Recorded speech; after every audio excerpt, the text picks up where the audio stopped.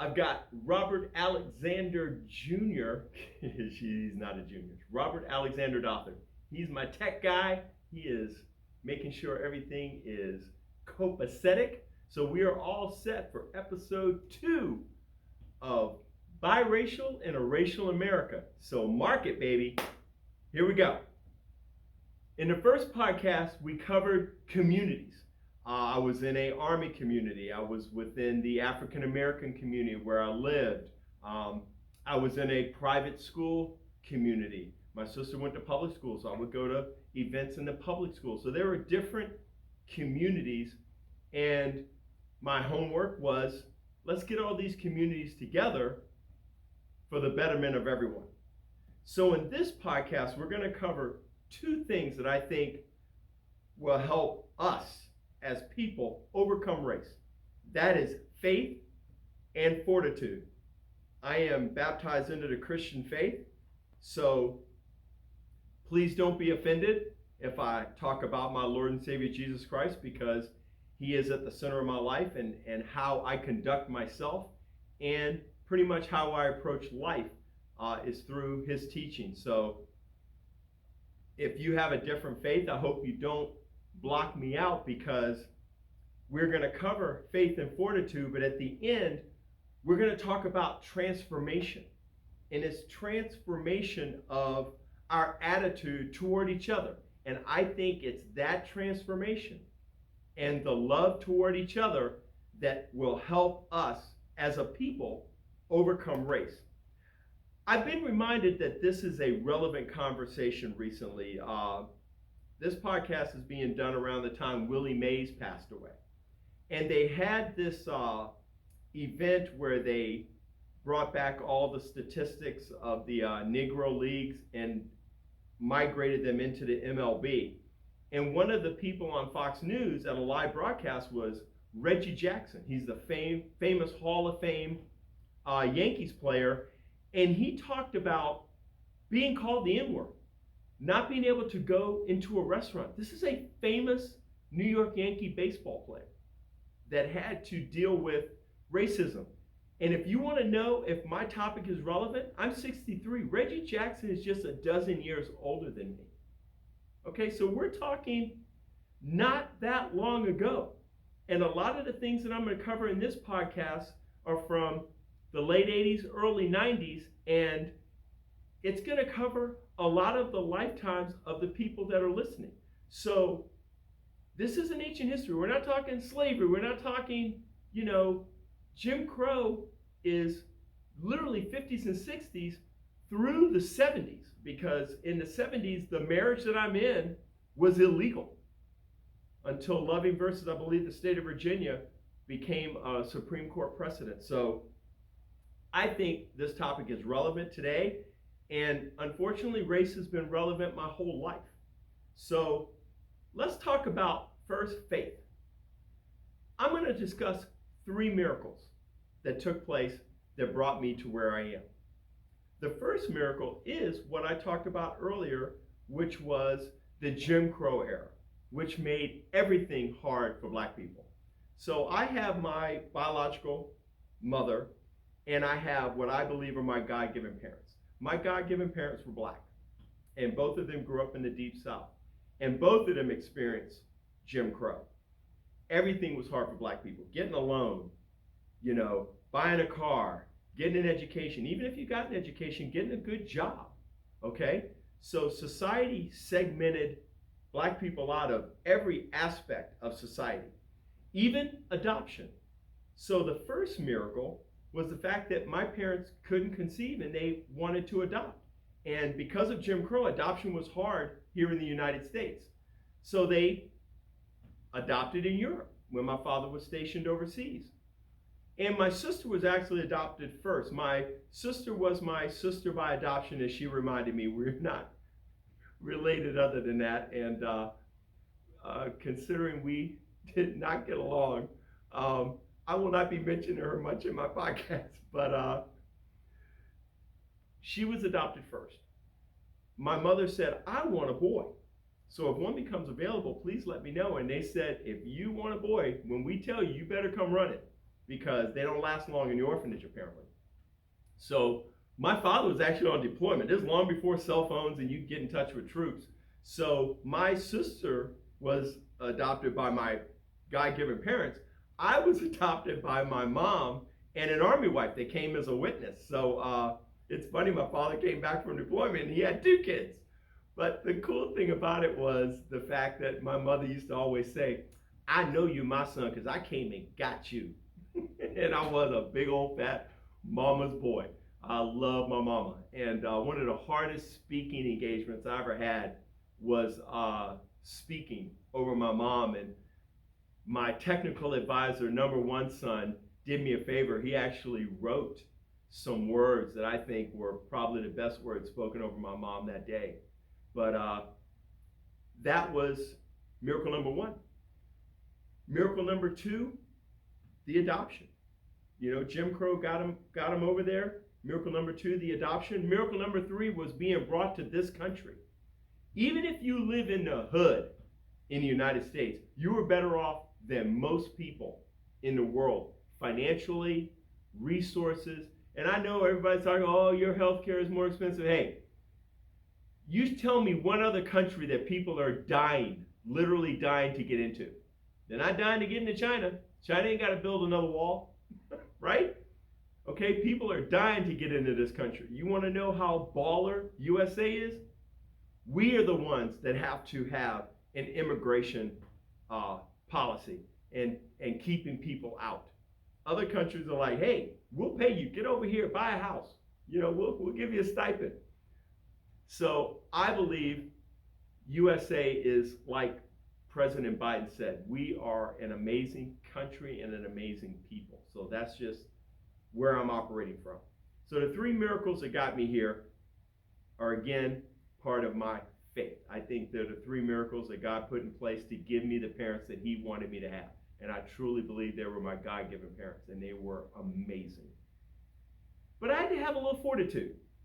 So let me transition from the last podcast to this podcast in the area of employment. So right before I left VCU, my last year there, I was playing soccer, but I wasn't playing a lot, and I kept working out at this place called Nautilus Fitness Center. And they had a little free weight room in the back, probably about the size of the average living room in a home. And I saw the people lifting weights back there, and I had big legs from soccer, and I had a very weak upper body. So I wanted to do that. So I would do that around closing time, and the manager saw me, and he saw that I was wearing VCU apparel. He goes, you're a student at the college, right, son? I go, yes, sir. He goes, well, let me tell you something.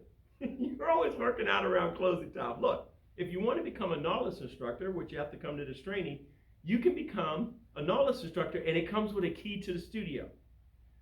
So it's ironic to me that I've had a 30-year career in fitness, and I started my career in fitness with that job at Nautilus, and I got that job at Nautilus because I was embarrassed. Because I was embarrassed, I was lifting late at night, and as they got closer to closing, and the frustration of the manager led to a job.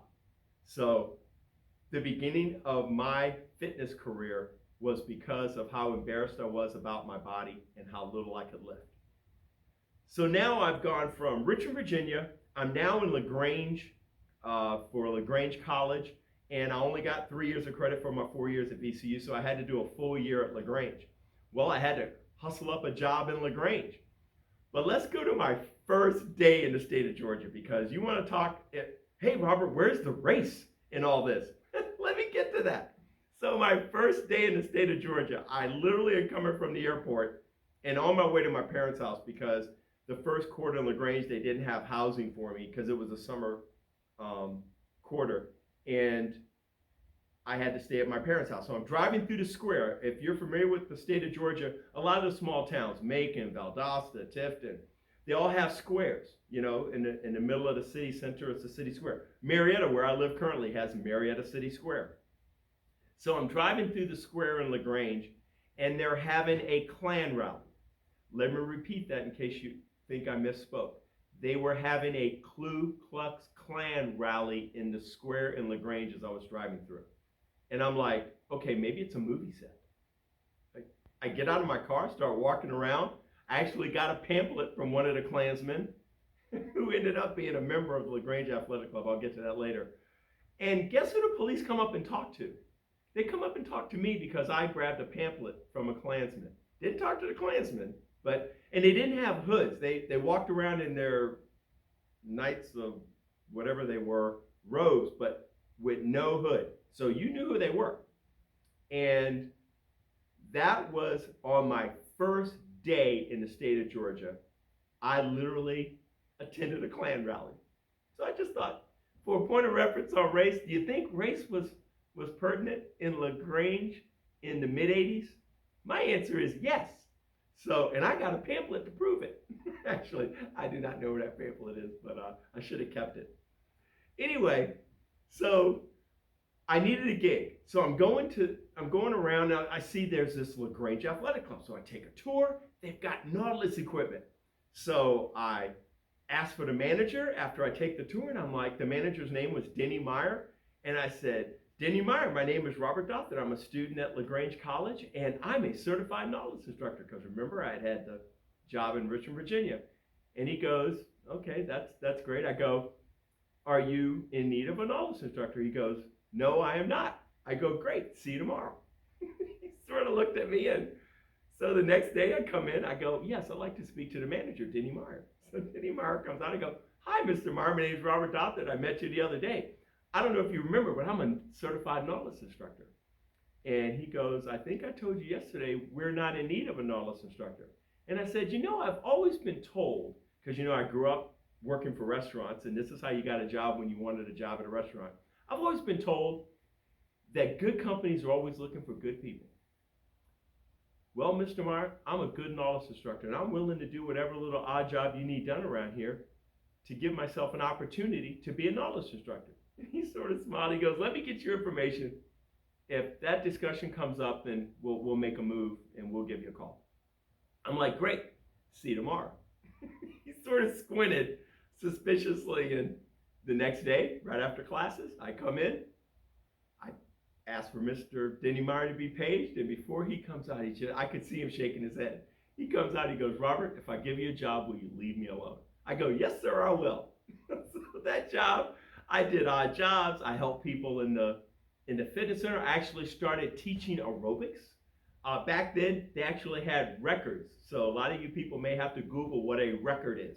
Had a needle on the record, and we had a record player, and that's how we taught aerobics. And in between songs, we would literally march in place. So I just thought, I didn't get a mixed aerobic tape till like the late 80s. So it was really something. And I was weight training, and, I'd learned how to play racquetball at the military base growing up. So I was able to help people with racquetball. But I really made a home for myself for LaGrange Athletic Club. And when Denny Meyer went back on the golfing tour, he was apparently out of the tour because of an injury. The owner, Steve Langford, who had a Langford Construction Company in LaGrange, he had a sister that was doing all the admin work for Denny Meyer. And he said, well, Robert seems to have a grip on all the exercise stuff upstairs. You seem to have a good grip of the admin stuff, so why don't you guys co-manage? So before I graduated from LaGrange, I was actually, for half a year, the co-manager of the LaGrange Athletic Club. And one of my members was actually the young man that handed me the pamphlet in the square from the Klan rally. So greeted him just like every other member, but it was awkward, just to say the least. But that was a thing back then. But I had that opportunity. And it's just funny. There are a few faith moments, I call them God moments, where things are just put in my lap. So we were not very good at sales. I was not very good at sales, and the admin, sister of the owner was not very good at sales either. So we brought in this guy from Sports Life named Jerry Alice, and he was doing sales seminars to fitness centers. So he came to LaGrange, and he's doing a sales seminar, and he asked us to sell him a pencil. And the young lady goes, well, see, this pencil writes very well, and it has a thick line. And he looks at me, he goes, you sell me a pencil. And I asked him, what are you looking for in a pencil? And he goes, what are you doing after college? So it was so funny that after his seminar, he literally said, hey, I want you to come up to Sports Life and see what we're doing up there. So when you get out of school, you can possibly get a job with us. So I literally had a job before I graduated, just literally laid in my lap. I totally think that was a God thing. And it was pretty cool going to work for Sports Life. I think they were ahead of their time. They had a full wellness center. People would get cardiac stress tests. They were given blood work. They were truly ahead of their day. And I remember one of my favorite fitness stories when I started to work for Sports Life. There was this old guy walking around the indoor track, and he would have to sit down after a couple of laps. And I said, hey, we have these heart monitors, and I can wear the watch, and you can wear the monitor. And if I see that you're in trouble, I can come out and check on you. And he did that in literally up to a year, and he was doing like a couple of miles after a year, and his wife came up and said, hey, that guy that you've been monitoring walking around the track? I go, yes, ma'am. She said, that's my husband. He actually was on cardiac rehab, and I want to thank you for monitoring him, because it was really hard to get him to walk around a track, and we thought it was really dangerous because no one would know that he was on the indoor track. So it was really cool that this guy went from only being able to walk around a couple of times and having to sit down to, after a year, he was walking around for 30 minutes or an hour around the track as part of his cardiac rehab. And I just thought that was a cool story.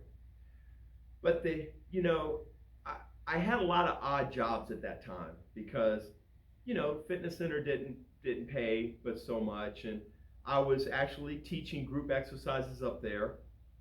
But I really got lost in this Sports Life thing. Like I said, it was a big company.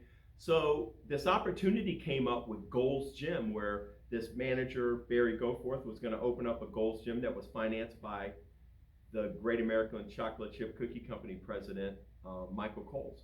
So we opened up the Gold's Gym, and the cool thing about that Gold's Gym was, first of all, I was second in command, and they had this lady named Jenny Miller who created this thing called step aerobics. Now, before it was step aerobics, we actually, in the build out, we built a long stage, and at the end of her classes, she had people come up and do speed steps. Then her and Connie Williams got this idea. They had boxes, and they had these boxes at different heights. People could step up during the class. So again, this was something at the end of class to kind of spice it up. Then Jen Miller and Connie came up with step patterns and all this stuff, and there's a lot of controversy on who really created step. Was it Jen Miller or Connie Williams? I'm here to tell you, when it comes to step aerobics, when it really went big time, when Reebok came in with Reebok money and came up with the Reebok step, which was invented by one of the owners of Sports Life, ironically, Jen Miller is a developer of Step Reebok. So I don't have any qualms about saying that. I was there. And I was one of the first male step aerobic instructors. I think there was one other guy that was a chiropractor that was helping, I think, with the biomechanics of what to do. But that led to being on Team Reebok. If you get old Step Reebok shows or Step Reebok videos, you'll see a guy with like short Michael Jackson hair with bad skin. That would be me. So it was awesome. I actually flew to Boston to film some videos at Studio 5, and Jen had me sit in on these meetings where we were designing the step shoe. And they said, Robert, what do you think about our aerobic shoe? I go, well, I always blow out in your shoes. They always rip on the side of the foot. They said, we have this new stuff called polyurethane. We're going to add that. So they put a polyurethane square right on the edge of the toe box, and they gave me two pairs. They gave me a black pair and a white pair, and they said, don't ever throw these shoes away, because these shoes are straight from the design floor. And that little square, that polyurethane square, that was me. I suggested that.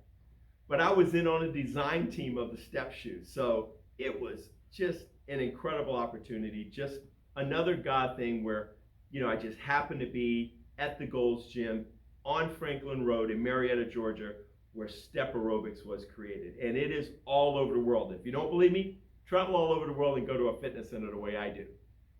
Great story. I'm in Australia talking about step being all over the world. And I go into this fitness center named Fitness First.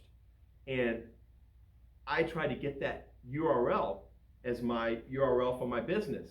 And I come in and they go, how are you, mate? And I go, you stole my URL. He goes, what bastards? How about a hat? So they give me a hat. I don't sign anything. I walk in the gym. I work out for an hour. They're teaching a step class. I go in. At this point, step had evolved. We actually had a plyometric version of step. So I'm doing the plyometric version. The instructor goes, you come up here and show us that.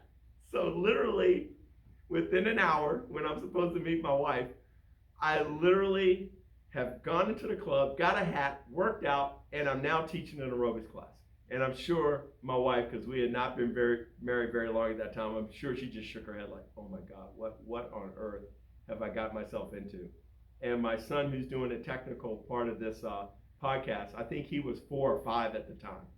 So it was really cool.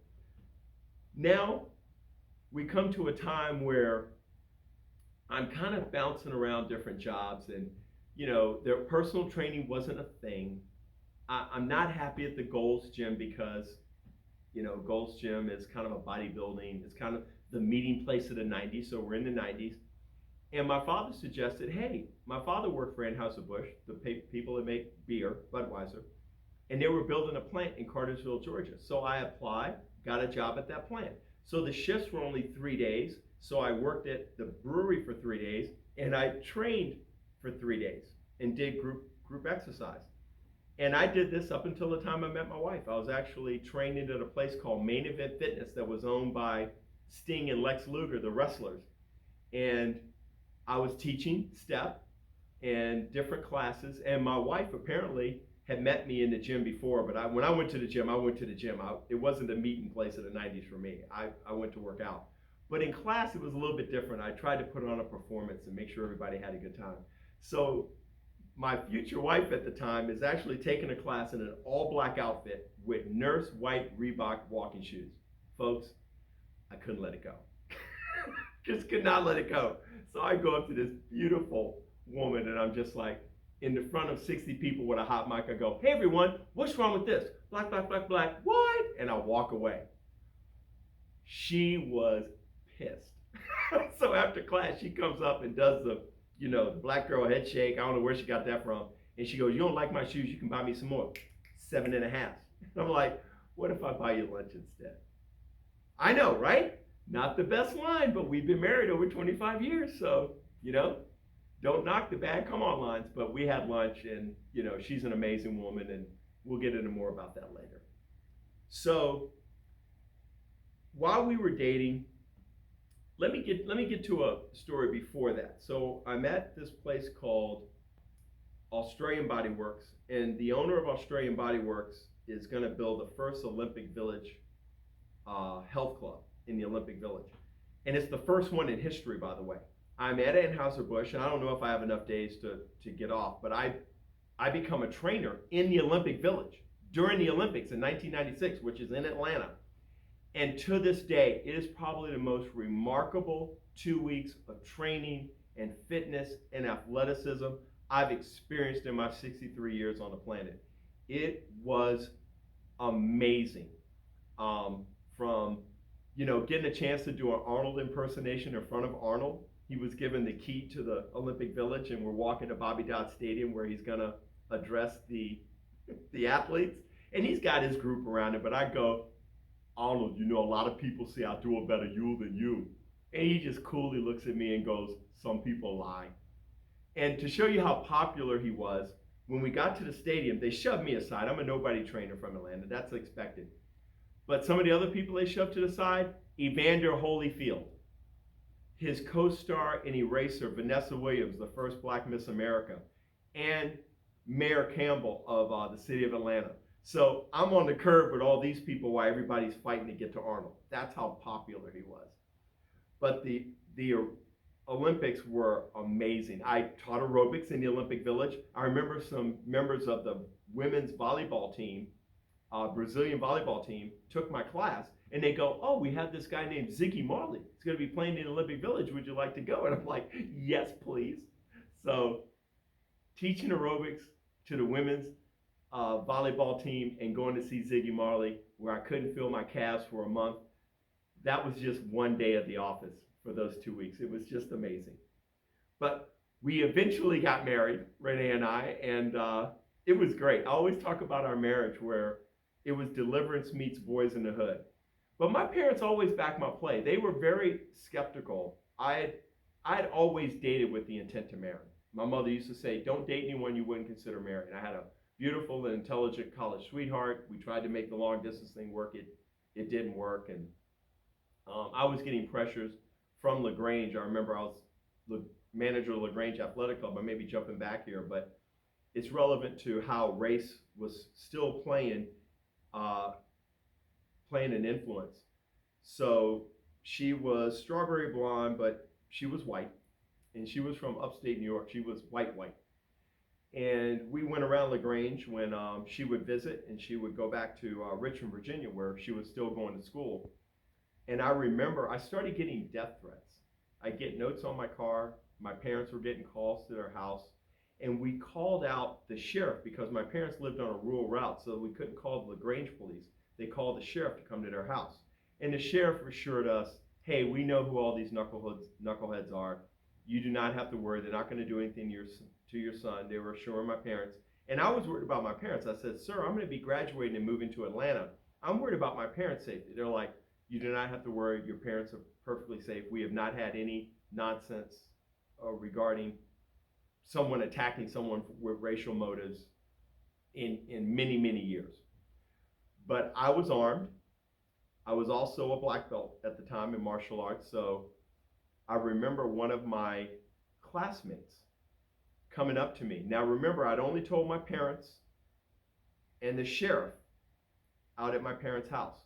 My classmate comes up and goes, "Robert, what are you doing about all those death threats you're getting?" I said, "You know what, Paul, I'm going to paraphrase, but if you're not willing to fight for your way of life, you're not fit to live. I'm a registered black belt and I'm armed.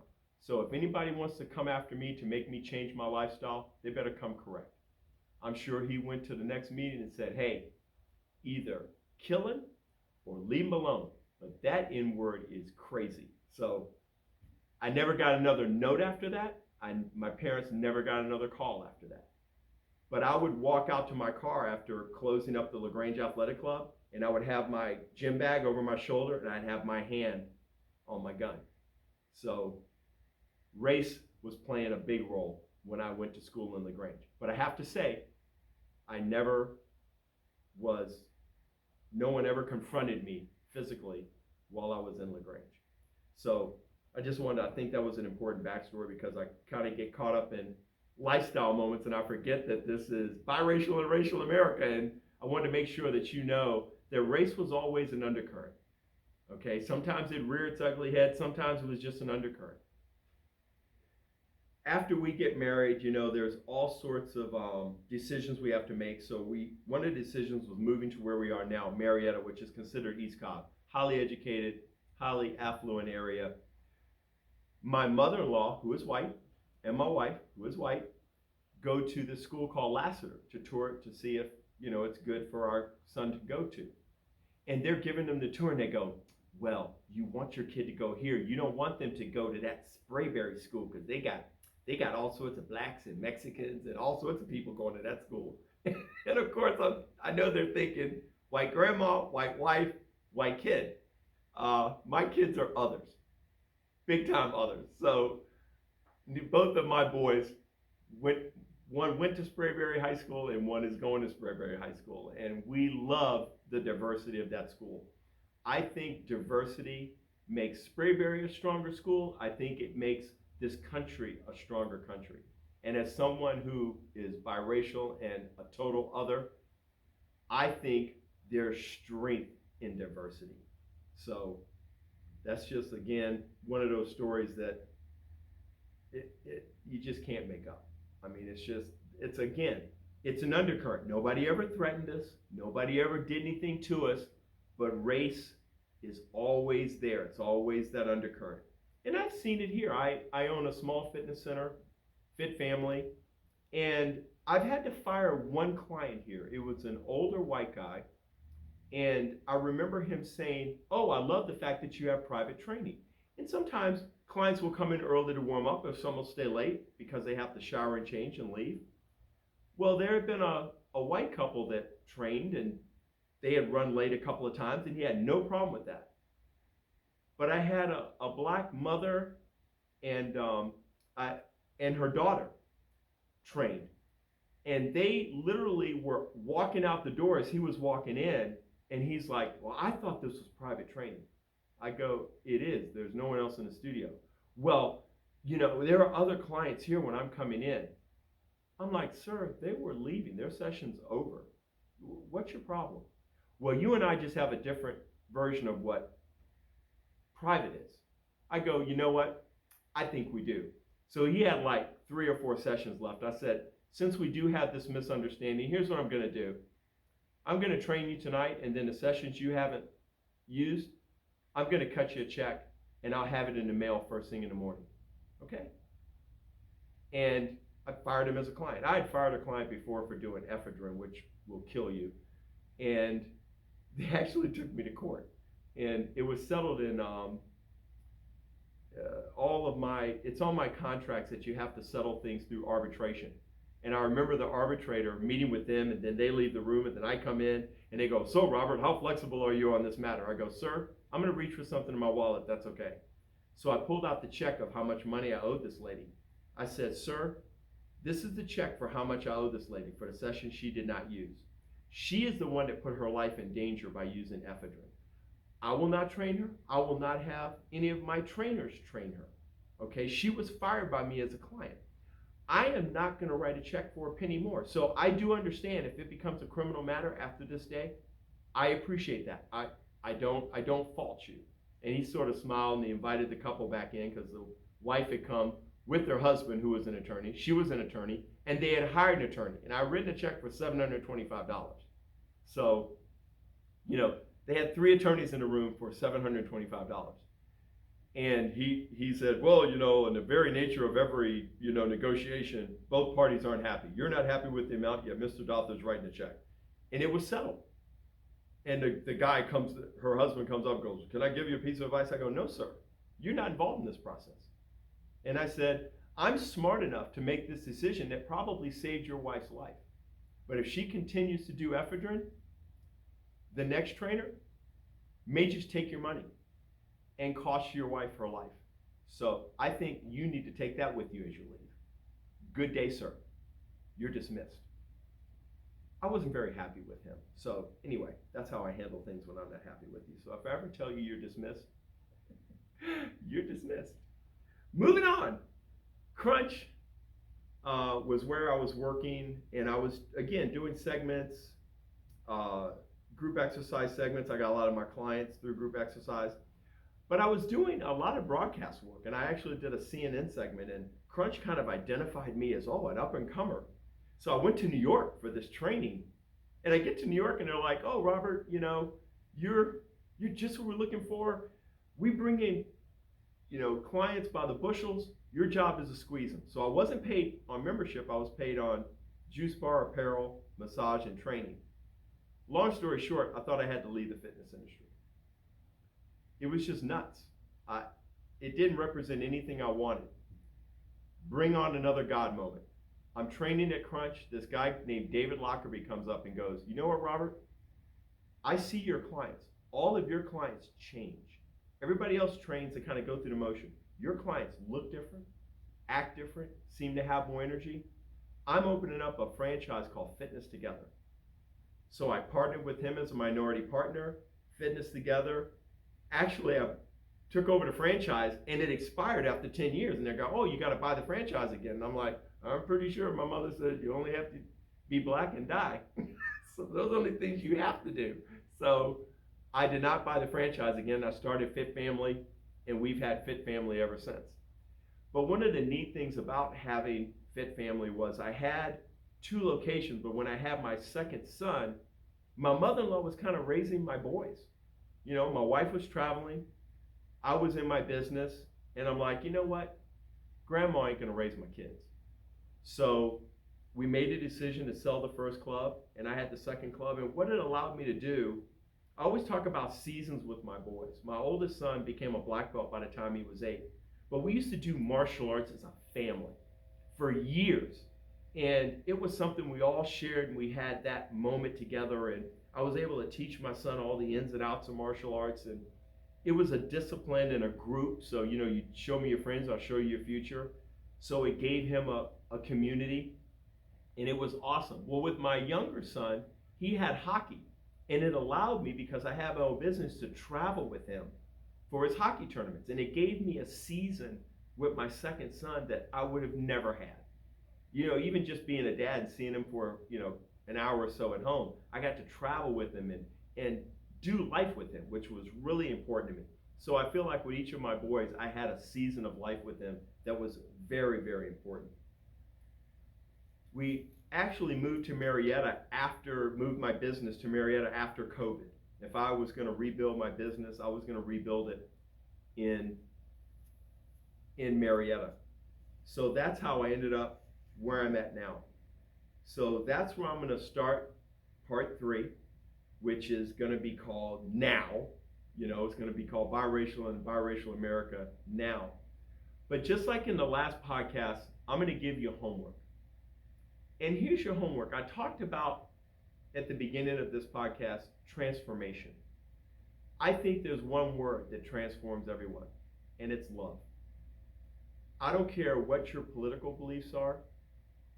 You cannot dictate anything, an ideology, and a religious idea, a political belief, with hate.